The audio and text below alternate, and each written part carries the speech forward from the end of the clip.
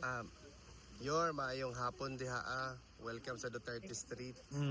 Ah, Ako Kamus- dapat welcome niyo, ako man apelyido. Tinuod. Usa man, Kamusta? Kamusta imong bisita karon, Yor? okay naman, pareha ra gyapon. Ay, ingon siya nga kuan.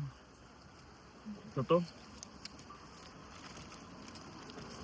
Salamat daw kay di daw gibalik na po to ni ang gisulting good na kuan. Nga di daw sayon baka magtindog diri sa init ug sa bugnaw. Nga malipayon siya nga nahibaw nga na daw mo mga Pilipino gahuwat niya sa gawas na nakiramay daw. Ana siya nga nakiramay po daw siya ninyo kay nagantos mo diri sa gawas.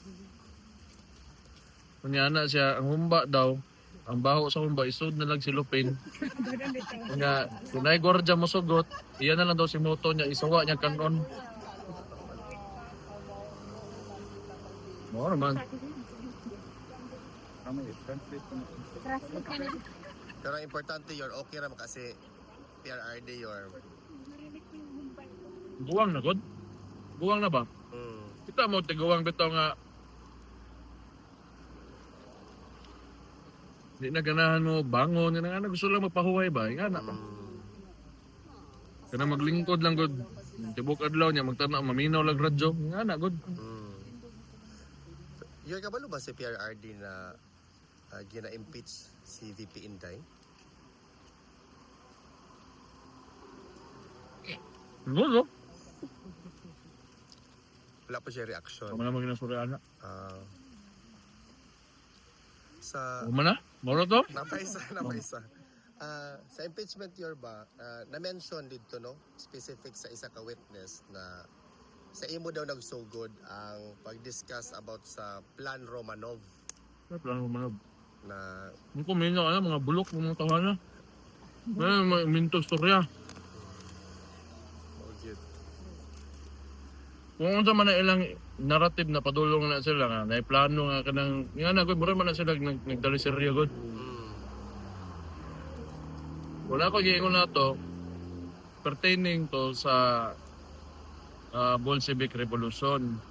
Kung unsay mga nahitabo sa mga Romanovs, resulta to ato nga revolution. I was pertaining to the revolution. Mo na dapat ganay malipay sila kay gitambagan pa nako na sila. Kato raman to. so ilan yung gi-put out of context to na statement, Yor, just to put your name out there. Kisa ba yun nangutan nag-una anak niya? Kisa ni Reyes anak nga Isa sa witness sa Article 4 threats ni VP Inday allegedly committed na it was you who started that ay di na lang ko mostorya kay gibaw ka gamit-gamito na po na nila ana bali-balihon nila ba kay kana imong ginakuan edit-edito na nila mura gihapon. Wala man ay wala kapusdanan nga ato nang istoryahan. Kabalo naman ta nga sa context. Sila ra may nag-iimbento og kuan. Yes. Storytelling nila ba? Ang kuan lang. Dili walay relevance na nga mo explain ko ang kuan wala na kuan gyapon na nila. Kay ba mo kanina lang ako ingnon para mahumanta niya. Sige ra mo tutok na ko ba nagkaon ba? Uy, pagkaon na mo. Kanang gibuhat sa gobyerno karon gibutang akong amahan diha. Usa ra may pangutana ana.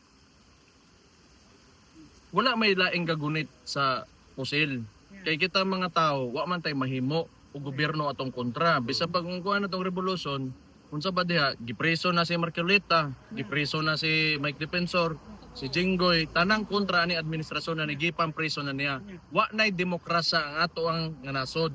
Ang pangutana diha musugot ba ang sundalo og pulis? Kung musugot sila, wa tay mahimo. Human.